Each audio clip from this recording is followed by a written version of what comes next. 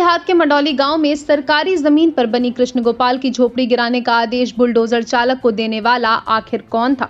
ये भले ही पुलिस और प्रशासनिक अधिकारियों के बीच अब तक एक पहेली है, लेकिन मौके पर मौजूद गांव वाले उसके बारे में जानते हैं। झोपड़ी गिराने का आदेश देने वाला यह शख्स एक प्रशासनिक अफसर का खास सरकारी कर्मचारी बताया जा रहा है। ग्रामीणों का कहना है कि जांच होगी तो पूरी घटना का जिम्मेदार खुद ब खुद सामने आ जाएगा।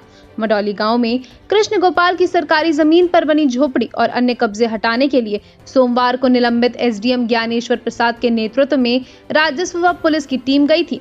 टीम के टारगेट में सरकारी जमीन पर बनी कृष्ण गोपाल की झोपड़ी को गिराना था। जिस जगह पर झोपड़ी बनी थी वहां तक बुलडोजर के पहुंचने का कोई रास्ता नहीं था, इसलिए अफसरों ने पहले हैंडपंप और फिर धार्मिक चबूतरा तोड़ा। इसके बाद अफसर बुलडोजर के साथ आगे बढ़े। एसडीएम के आदेश पर कृष्ण गोपाल के परिवार के कुछ लोग झोपड़ी के सामने निकल रहे थे।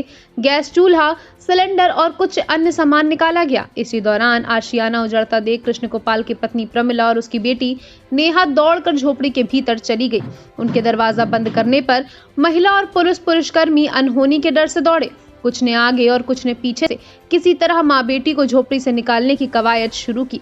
उसी दौरान टीम में शामिल एक प्रशासनिक अफसर के खास सरकारी कर्मचारी ने बुलडोजर चालक को झोपड़ी गिराने का आदेश दे दिया। इसके बाद कुछ और लोग चिल्लाए, गिरा दो झोपड़ी। इसके बाद चालक दीपक ने बुलडोजर से झोपड़ी गिराई, तभी भीतर आग लग गई। भीतर से धुआं और लपटें निकलने लगी। अफसर ये सब देख और टीम में शामिल लोगों में अफरा तफरी मच गई और देखते ही देखते अफसरों के सामने मां बेटी जिंदा जल गई। अब पुलिस और प्रशासनिक अफसरों के सामने जांच के विषय ये है कि आखिर कौन था जिसने बुलडोजर चालक को झोपड़ी गिराने का आदेश दिया था। हालांकि इसके बारे में ग्रामीण जानते हैं, लेकिन वह नाम बताने को राजी नहीं है।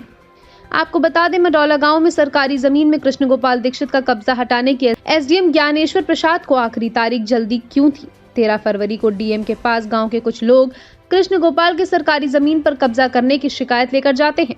डीएम एसडीएम ज्ञानेश्वर प्रसाद को शिकायत पत्र भेजती है। एसडीएम उसी दौरान अकबरपुर सीओ को पत्र लिखकर सरकारी जमीन खाली कराने के लिए फोर्स मांगते हैं। फिर टीम गठित कर रूरा थाने से फोर्स लेकर कब्जा गिराने पहुंच जाते हैं। फिर उनके सामने ही कृष्ण गोपाल की पत्नी व बेटी जिंदा जल जाती है। वहीं मां बेटी की मौत को लेकर परिजनों और ग्रामीणों में डीएम के प्रति नाराजगी दिखी। परिजनों का आरोप है कि वो लोग अपनी फरियाद लेकर डीएम और एसपी के पास गए, लेकिन किसी ने उनकी नहीं सुनी। एसपी ने तो डांट कर भगा भी दिया था।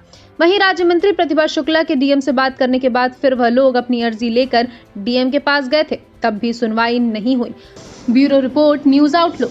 ऐसी ही खबरों के लिए हमारे चैनल को आज ही सब्सक्राइब करें और कमेंट बॉक्स में हमें अपना सुझाव जरूर भेजें। धन्यवाद।